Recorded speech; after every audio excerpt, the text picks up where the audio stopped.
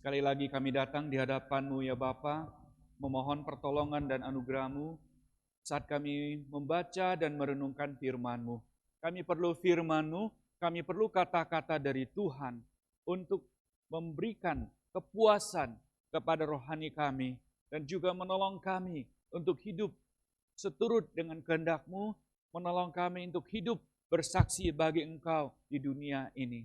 Kami serahkan tiap kami, baik yang ada di tempat ini maupun di rumah, supaya hati kami dipenuhi oleh kehadiran Tuhan dan kami beroleh kasih karunia Tuhan. Terima kasih Bapa, berkati jam ini.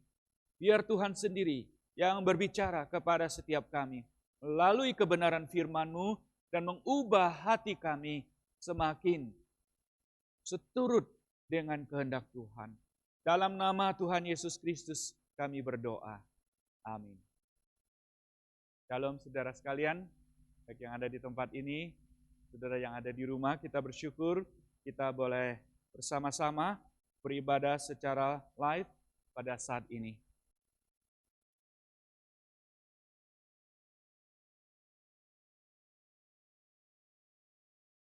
Saudara sekalian, firman Tuhan pada pagi hari ini saya beri judul menimba dari sumur.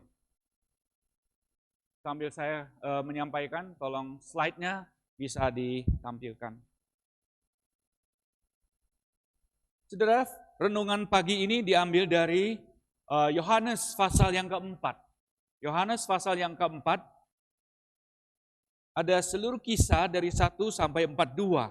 Tetapi saya ingin menekankan 2 ayat saja dari ayat 13 dan 14. Nanti selebihnya kita akan terus mengikuti dari ayat pertama dan seterusnya. Saudara, mari kita perhatikan ayat 13 dan 14. Slide-nya belum jalan.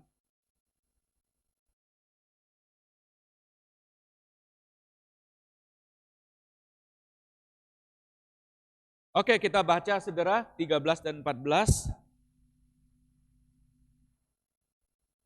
Jawab Yesus kepadanya, barang siapa minum air ini, ia akan haus lagi. Tetapi barang siapa minum air yang akan kuberikan kepadanya, ia tidak akan haus untuk selama-lamanya. Sebaliknya air yang akan kuberikan kepadanya akan menjadi mata air dalam dirinya yang terus-menerus memancar sampai kepada hidup yang kekal.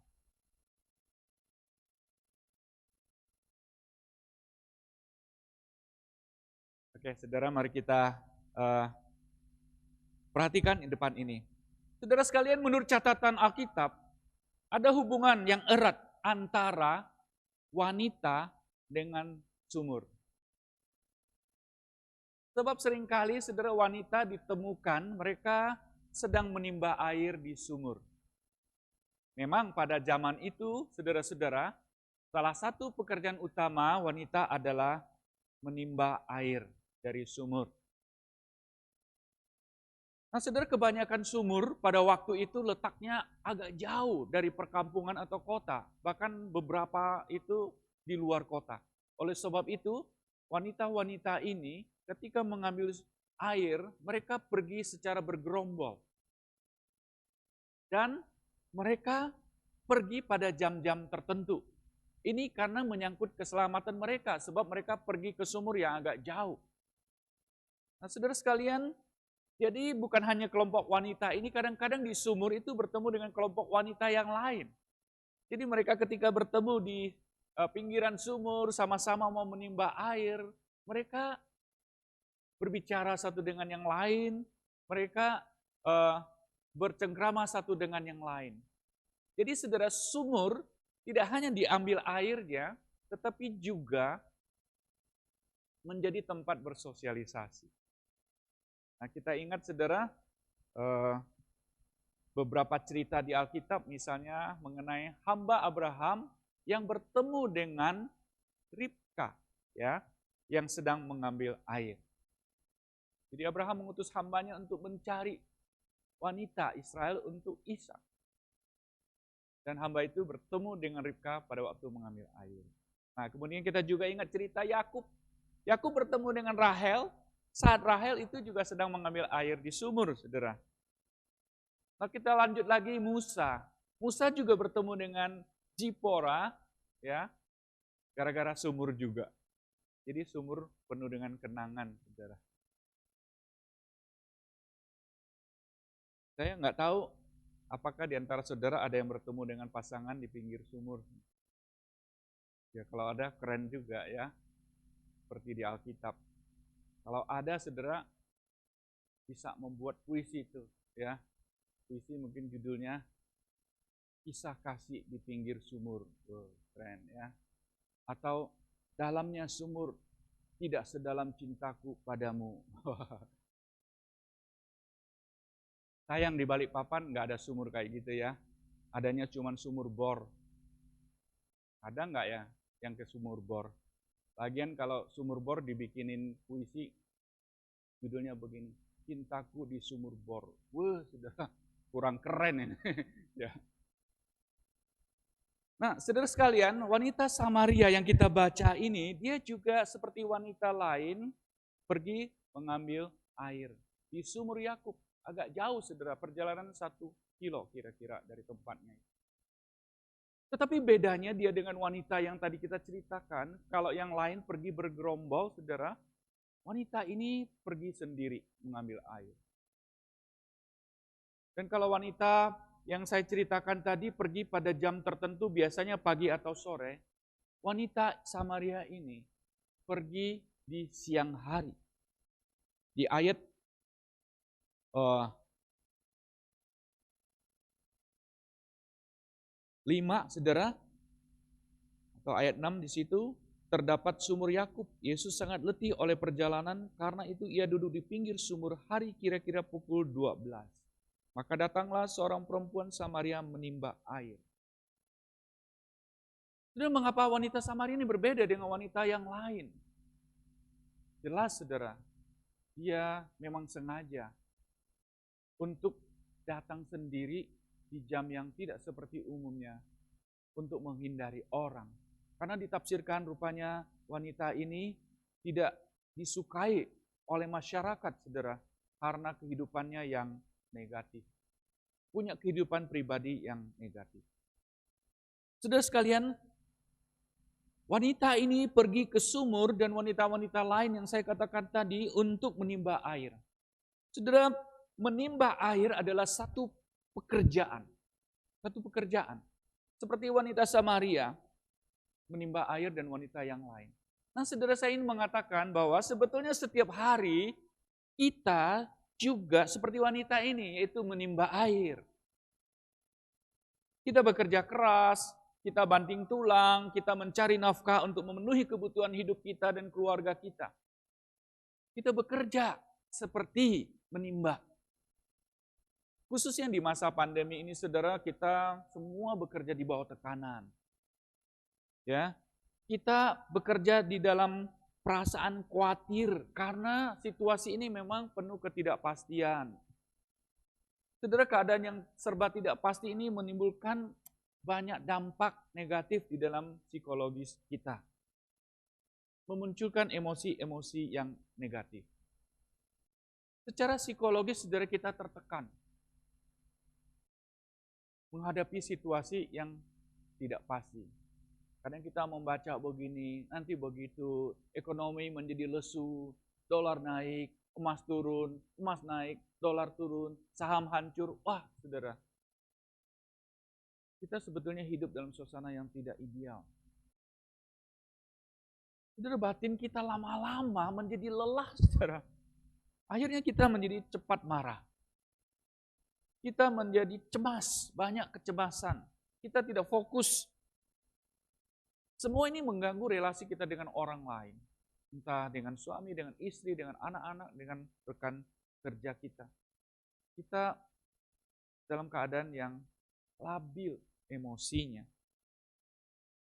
Nah, situasi ini menggoncang psikologis kita. Tidak hanya secara psikologis, saudara, ketidakpastian juga menggoncang spiritualitas kita, bukan? Kita mulai bertanya, Tuhan, ini sampai kapan seperti ini? Tuhan, kalau seperti ini bagaimana masa depan saya? Tuhan, mengapa ini terjadi? Bagaimana nasib saya ke depan?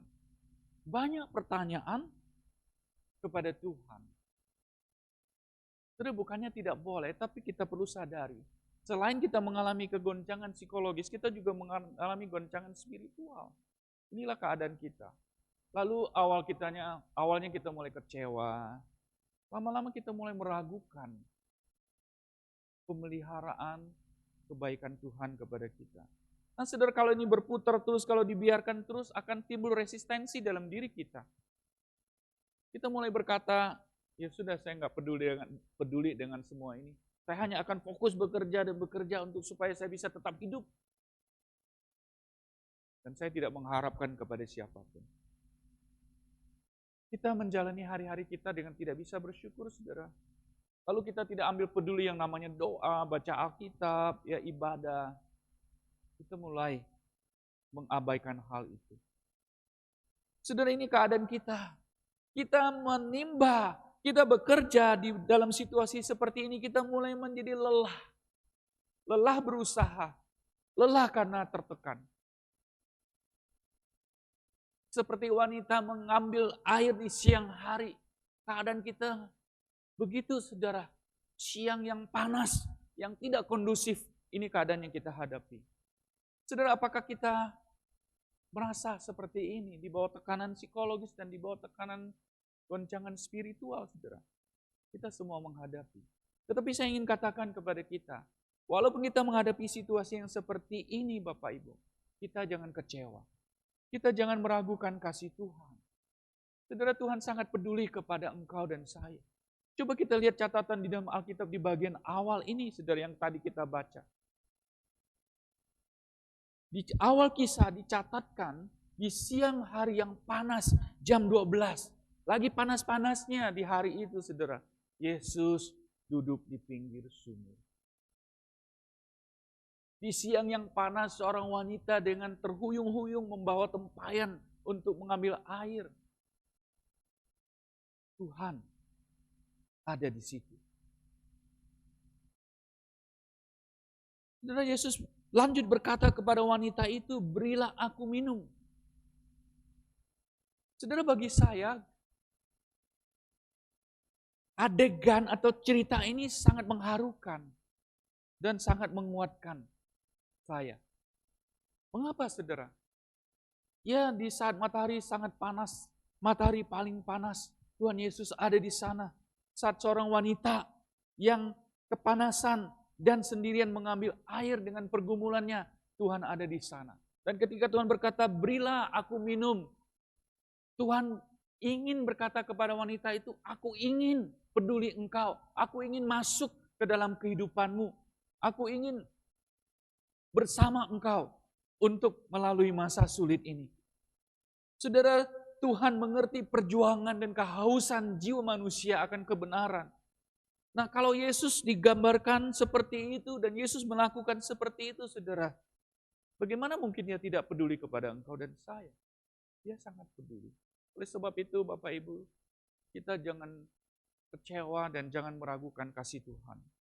Jangan biarkan roh kita menjadi lemah. Jika roh kita lemah, maka kedagingan akan menjadi kuat. Bagaimana supaya roh kita tidak menjadi lemah? Tidak ada cara lain selain kita kembali kepada Tuhan. Jikalau hidupmu seperti panasnya siang jam 12, Yesus ada di sana. Tidak ada jalan lain selain kita mendekatkan diri kepada Tuhan. Saudara, sering-sering berdoa. Bukannya kita meniadakan doa, saudara, jangan. Kita harus sering memberi asupan, makanan kepada rohani kita, saudara, dengan baca Alkitab. Kedekatan dengan Tuhan menimbulkan perasaan yang positif. Menimbulkan keyakinan dan pengharapan yang justru sangat berguna untuk melawan kecemasan, melawan rasa takut dan kekhawatiran di dalam diri kita.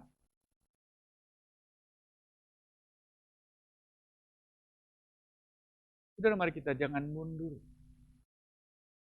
Situasi yang makin sulit, seperti panasnya jam 12 siang, Tuhan bersama dengan kita. Seperti wanita Samaria ini, saudara, dia bertemu dengan Tuhan, dia bercakap-cakap dengan Tuhan. Dan saya percaya, saudara, dia disegarkan jiwanya oleh Tuhan. Dan saya yakin, setelah jiwanya disegarkan oleh Tuhan, dia tetap pergi mengambil air. Karena itu pekerjaannya. Tetapi sekarang, saudara, situasinya berbeda dengan yang dulu. Dulu dia harus pergi siang-siang hari, menghindari banyak orang. Dia pergi bersembunyi-sembunyi. Tetapi sekarang dia, setelah jiwanya disegarkan, dia mengambil air dengan sukacita. Mungkin dia mengambil air dengan bersiul, saudara.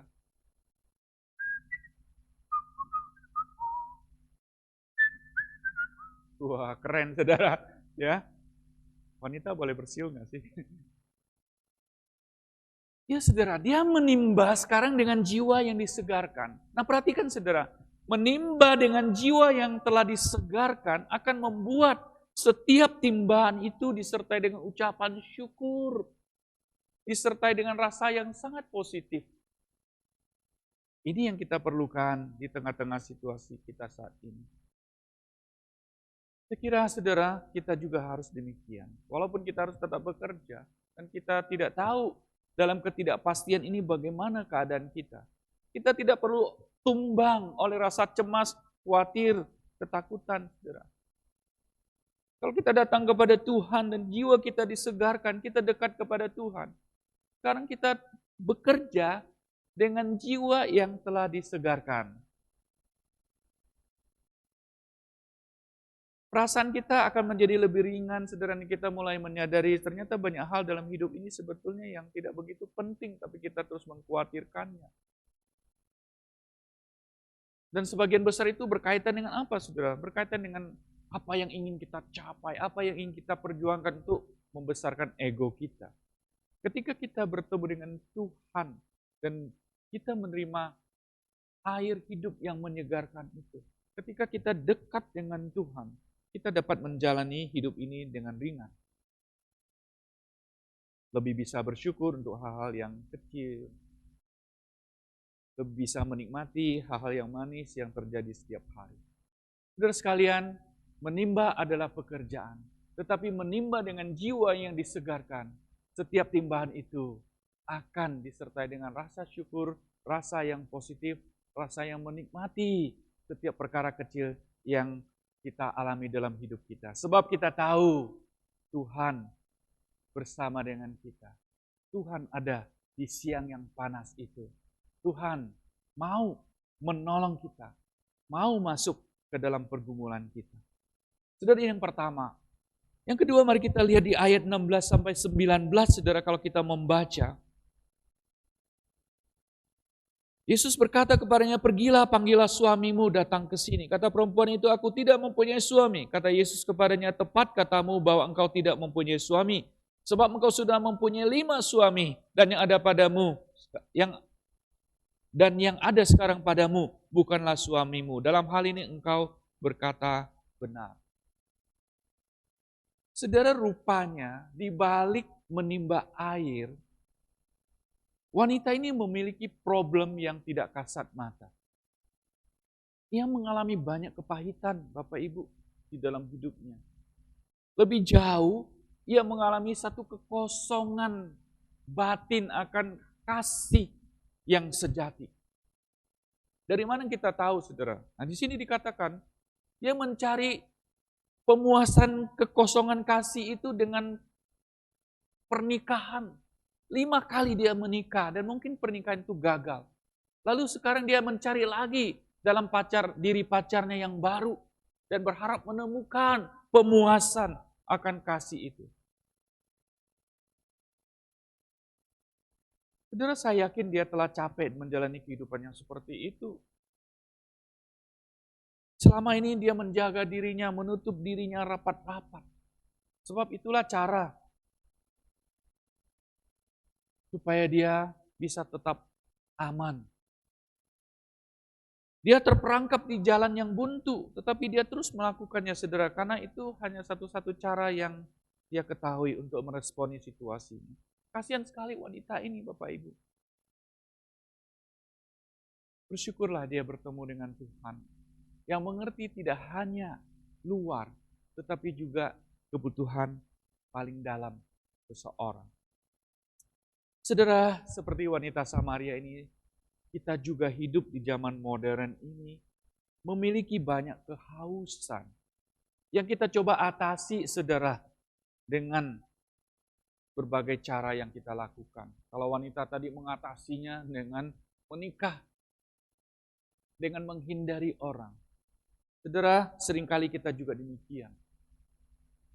Seringkali, saudara, ada defisit dalam jiwa kita yang mendorong kita mencari pemuasan. Mungkin kita tidak sadar, tetapi itu terlihat. Itu mendorong kita di dalam melakukannya. Apa yang dilakukan orang, saudara? Ada yang berpikir bahwa harta, kekuasaan, kesenangan bisa memuaskan kehausan jiwanya. Maka itu yang dia kejar, itu yang dia cari, itu yang dia utamakan di dalam hidup. Ada yang berpikir kehidupan seksual bisa memuaskan. Dan itu yang dia cari. Ada yang berpikir hidup asketis, berpuasa, hidup menjauhi nafsu dunia, menyendiri, bisa memuaskan diri. Dan itu yang dilakukan orang. Saudara, kita ada sesuatu kehausan yang kita tidak sadari dan kita terus mencarinya. Wanita ini sekali lagi didorong oleh kekurangan akan kasih dan perhatian, membuat dia mencari pemuasan dalam diri pria-pria yang memanfaatkan dirinya, Bapak Ibu. Tetapi apa yang dia temui dan apa yang kita temui, seperti minum air laut, makin minum makin haus. Kita tidak dapat apa yang kita cari, saudara. Di dalam sejarah mencatat seorang bernama Agustinus yang kemudian menjadi tokoh yang penting di dalam gereja. Agustinus adalah seorang yang hatinya terus merasa hampa dan gelisah. Hatinya seperti terus mencari sesuatu. Dan ia membaca banyak buku pengetahuan, ia membaca banyak buku filsafat, tapi tetap saja dia tidak menemukan apa yang dia cari, saudara. Lalu dia mencari lewat kehidupan seksual, saudara. Dia mempunyai seorang istri gelap selama 10 tahun. Dia hidup dalam kemewahan, dia hidup dalam ketenaran dan kesuksesan dan menikmati dosa. Justru, saudara, semakin dia lakukan, semakin hampa hatinya, semakin gelisah.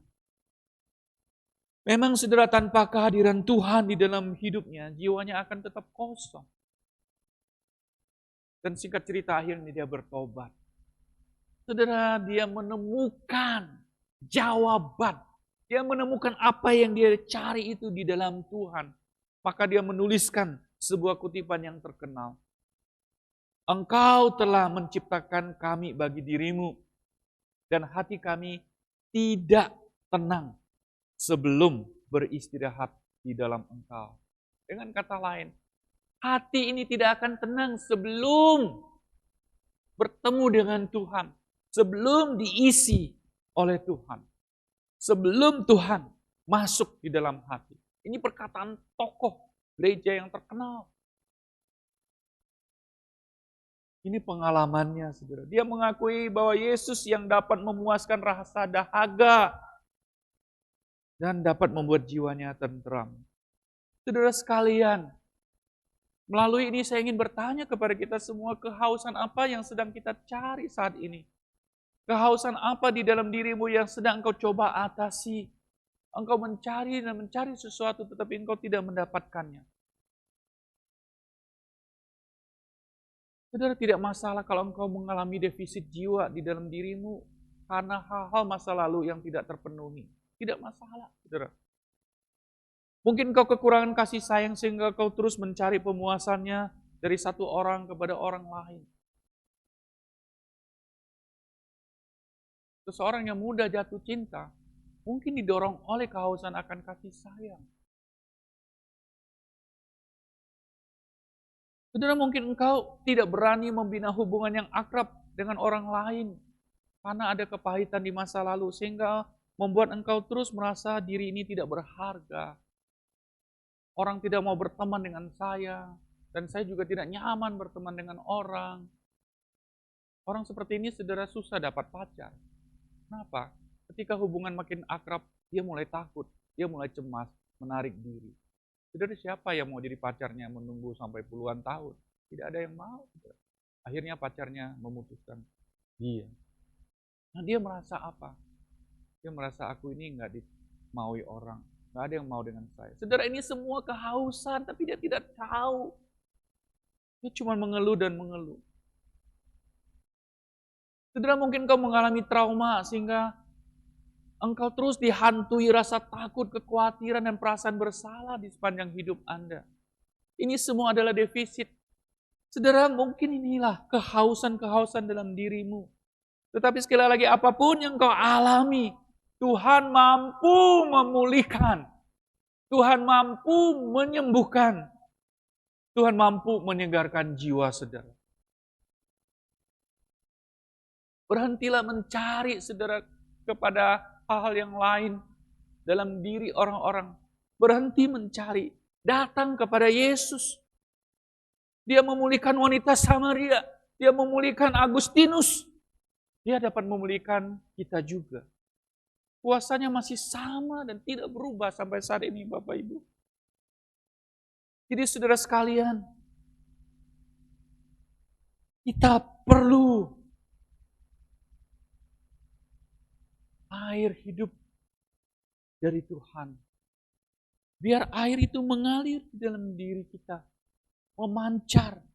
Membuat segala sesuatunya menjadi sesuatu yang membantu kita untuk menikmati kehidupan kita bersama dengan Tuhan. Saudara sekalian, kita perlu dipulihkan oleh Tuhan. Kita perlu dijamah oleh Tuhan. Kehausan kita perlu diisi dengan kehadiran Tuhan. Nah saudara, apa yang terjadi ketika kita dipulihkan? Apa yang terjadi ketika jiwa kita disegarkan? Saudara, beberapa hal perhatikan. Yang pertama adalah vitalitas spiritual kita diperkuat dan diperbarui. Ketika terjadi pemulihan, ketika terjadi satu penyembuhan, ketika air hidup itu mengalir dan jiwa kita disegarkan, vitalitas spiritualitas kita diperkuat dan diperbarui, saudara.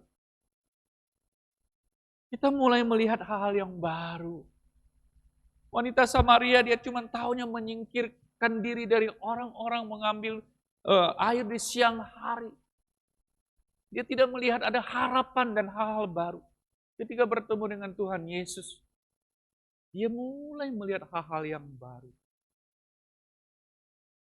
Kita juga, saudara. Dan kita mulai mendapatkan rasa kendali atas keadaan yang terasa tidak terkendali.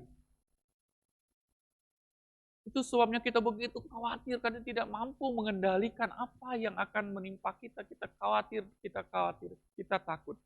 Tetapi sekarang ketika jiwa kita disegarkan, kita punya atau kita mendapatkan rasa kendali itu. Waktu kita khawatir, kita cemas, kita berkata, Tuhan bersama dengan saya. Hati kita tenang, kita jadi bisa mengendalikan, saudara. Lalu kita mulai melihat makna dan tujuan hidup kita di dalam Tuhan. Hidup kita tidak hanya untuk bekerja. Kita tahu bahwa kita bekerja untuk hidup, bukan hidup untuk kerja. Tapi karena kita begitu khawatir, lalu kita betul-betul, kita ini hidup untuk kerja. Bukan lagi kerja untuk hidup. Tujuan ini berbalik, saudara. Sekarang kita mendapatkan tujuan itu kembali di dalam Tuhan. Saudara sekalian, kita mulai menaruh pengharapan yang jauh lebih dalam di dalam hidup ini. Hidup ini bukan hanya sekedar lahir dan meninggal, tapi kita dapat melihat, dapat menghargai waktu-waktu yang Tuhan berikan ini di dalam hidup kita. Dan saudara, terakhir kita dapat menyatakan welas asih atau empati kepada orang lain. Sebab kita merasa, aku udah ditolong Tuhan, aku mengalami kesegaran. Banyak orang yang hidup di dalam kecemasan. Kita mulai berempati kepada mereka, kita menolong mereka, kita memikirkan mereka. Sudah, saya bersyukur ada beberapa kasus di tempat kita di mana ada jemaat kita yang sakit. Ya, beberapa orang menelpon, beberapa orang mengirim obat, ada yang membuatkan makanan. Saudara, ini sesuatu yang sangat baik. Empati ada di tengah-tengah situasi yang seperti ini. Tunggu menyaksikan bahwa Tuhan hadir di tengah-tengah kita. Saudara sekalian, inilah yang terjadi pada wanita Samaria. Dia mempunyai vitalitas spiritual yang dikuatkan dan diperbaharui. Dia mulai melihat hal yang baru dalam hidupnya. Dia mulai bisa mendapatkan kendali atas kekhawatirannya. Dia mulai melihat makna dan tujuan hidup yang baru di dalam Tuhan. Dia mulai menghargai hidupnya lebih dalam. Dan dia mulai menyatakan empatinya kepada orang. Saudara, wanita Samaria ini setelah dia bertemu dengan Yesus, dikatakan di ayat 28, maka perempuan itu meninggalkan tempayannya di situ, lalu pergi ke kota dan berkata kepada orang banyak di situ, mari lihat, di sana ada seorang yang mengatakan kepadaku segala sesuatu yang telah kuperbuat. Mungkinkah dia Kristus itu? Luar biasa, saudara. Setelah bertemu dengan Yesus, setelah jiwanya disegarkan, mata air itu mengalir dalam dirinya, saudara. Dia tinggalkan tempayannya, dia pergi ke kota kembali berjalan 1 kilo, saudara. Ya, dia tidak takut lagi kepada orang-orang, dia berseru, ayo mari lihat, ikut bersama dengan aku. Di situ ada Kristus. Dikatakan di ayat 39, dan banyak orang Samaria di kota itu telah menjadi percaya kepada Tuhan karena perkataan perempuan itu. Ayat 41, dan lebih banyak lagi orang yang menjadi percaya kepada Tuhan. Saudara, hidupnya berdampak dari seorang wanita yang menghindari orang. Dia menjadi seorang wanita yang diperbarui, yang membawa banyak orang datang kepada Yesus. Saudara, Yesus adalah pusat kehidupan kita. Yesus adalah pemulih jiwa kita. Yesus menyembuh luka trauma kita, melepaskan kita dari keikatan masa lalu, melepaskan kita dari kepahitan. Yesus membebaskan kita dari ikatan dosa. Yesus mengisi kekosongan jiwa kita. Dia memberi makna dan tujuan hidup kepada kita. Yesus memberi kita kasih, relasi, keintiman dengan Allah Bapa. Sehingga kita mengalami kepenuhan dan kita tidak perlu lagi mencari dari dunia ini. Saudara sekalian, Agustinus melukiskan bahwa tidaklah sia-sia keletihan Kristus. Karena keletihannya, Kristus menyegarkan orang-orang yang keletihan. Saudara sekalian, apakah engkau yang Yesus cari? Apakah engkaukah orang yang letih itu, saudara? Yesus berkata, marilah kepadaku, kamu yang letih, lesuh, berbeban berat. Aku akan memberikan kelegaan kepadamu. Datanglah kepada Tuhan. Terimalah air hidup yang Ia berikan. Ia akan menyegarkan jiwamu. Mari kita berdoa.